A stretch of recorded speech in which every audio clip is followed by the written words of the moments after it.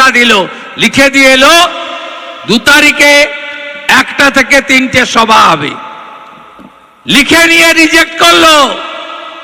তাই আমরা এখানে অনেক বক্তা বলতে পারলো না, আমাকেও ঘড়ি ধরে বলতে হবে 2:30টা বেজে গেছে, 3টেয় শেষ করতে হবে, কারণ আমরা হাইকোর্টকে মর্যাদা দেব।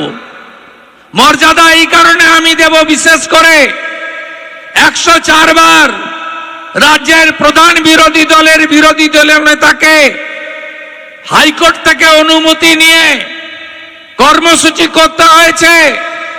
এটি আমার 104তম হাইকোর্ট থেকে অনুমতি নেওয়া কার্যক্রম। চিরদিন কাহারও সমান নাহি যায়।